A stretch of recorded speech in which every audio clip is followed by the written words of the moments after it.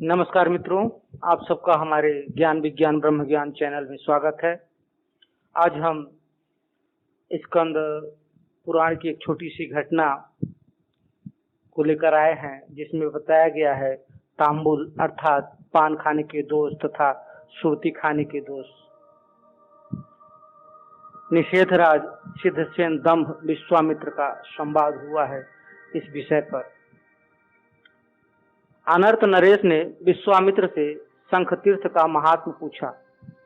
विश्वामित्र बोले, राजन, जैसे आजकल तुम अनर्थ देश के स्वामी हो, इसी प्रकार पूर्व काल में दंभ नाम से प्रसिद्ध राजा इस देश के शासक थे। उनके कोई पुत्र नहीं था। एक दिन ऐसा आया जब वे सहसा कुष्ठ रोग से ग्रस्त हो गए।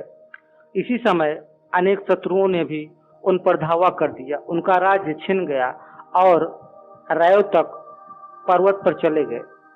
वहां जाने पर भी चोर और बटमार उन्हें सब ओर से पीड़ा देने लगे। उनसे बचने का विचार करके वे देवर्षि नारद जी का दर्शन करने के लिए गए।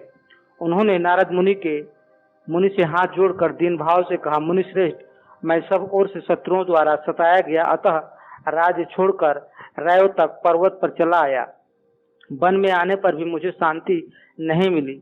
पापी लुटेरों ने सब ओर से मुझे पीड़ा दी और मेरे पास जो कुछ भी था, हाथी घोड़े रथ खजाना आदि वस्तुएं तथा स्त्रियां थी, उन सबको लूट लिया।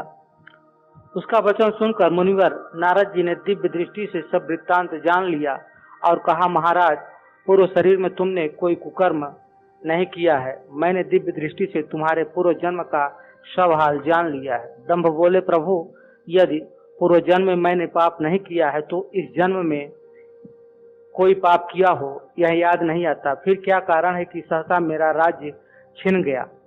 राजा का वचन सुनकर नारद जी ने बहुत देर तक सोचकर कहा, राजन, मैं तुम्हें पुनः राज्य की प्राप्ति एवं आरोग्य का उपाय बताता हूँ। तुम्हारे राज्य में अति सुंदर हाटकेश्वर नमक पुण्यमय तीर्थ है, जहाँ पर पातकों का नाशक शंख तीर्थ बहुत प्रसिद्ध है। जो मनुष्य श्रद्धा पूर्वक वैशाख मास के शुक्ल पक्ष की अष्टमी को रविवार के दिन सूर्योदय के समय इसमें स्नान करता है, वह सब प्रकार के कुष्ठ रोगों से मुक्त हो सूर्य के समान तेजस्वी हो जाता है। विश्वामित्र कहते हैं, देवर्षि नारद की बात सुनकर राजा दंभ ने वैसा ही किया और उसी समय कुष्ठ रोग से मुक्त हो गए। तदंतर उनसे पूर्व काल में जो एक भूल हुई थी उसका प्रायश्चित किया। भूल यह हुई थी कि उन्होंने किसी समय चूर्ण पत्र सुरती के साथ तांबुल पान भक्षण कर लिया था, उसी का यह फल था। सुनकर अनर्थ नरेश को बड़ा आश्चर्य हुआ और जानने की उत्सुकता हुई कि चूर्ण पत्र खाने से दोष क्या होता है। विश्वामित्र बोले, प्राचीन काल की बात है, देवताओं ने समुद्र मंथन द्वारा अमृत पान करके उसे नंदन वन में रखा। वहीं ऐरावत हाथी के बांधने का खंभा भी था। नागराज ऐरावत रात दिन उस अमृत की दिव्य सुगंध लेता था। एक समय उस कलश से एक लता प्रकट हुई और वह बैलती हुई नागराज ऐरावत के आलान बांधने के खंभे पर चढ़ गई।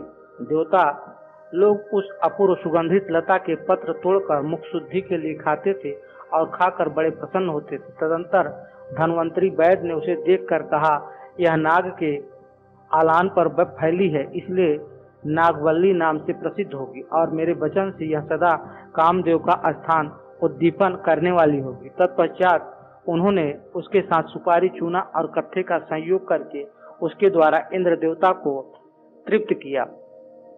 इंद्र ने कहा, राजन, वर मांगो। धन्वंतरी बोले, यह नागवल्ली कृपा करके मुझे भी दीजिए, मृत्यु लोक में इसका प्रचार हो।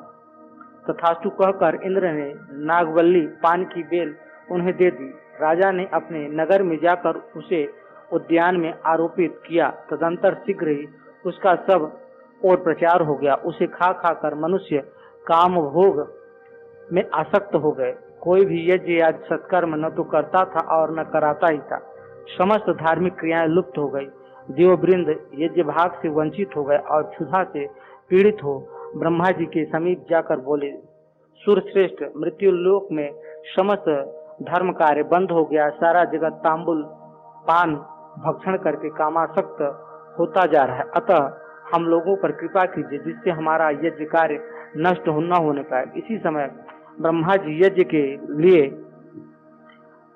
पुष्कर तीर्थ में आए।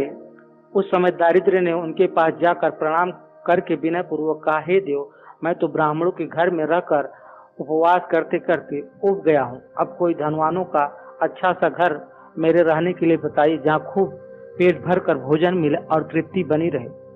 सोच विचार कर ब्रह्मा जी बोले, दारिद्र्य, तुम्हें चूर्ण पत्र सुरती में सदा निवास करना चाहिए। तांबुल के पत्ते के अग्रभाग में पत्नी के साथ रहो और वृंत में पुत्र के साथ निवास करो। रात होने पर तुम तीनों कत्थे में निवास करना। इस प्रकार धनवानों के यहाँ छिद्र उत्पन्न करने के लिए दरिद्रता को ये 4 स्थान दिए गए। राजा दंभ ने न जानने के कारण उन सब दोषों से युक्त पान खा लिया, इसलिए उन्हें सहसा ऐश्वर्य से हाथ धोना पड़ा।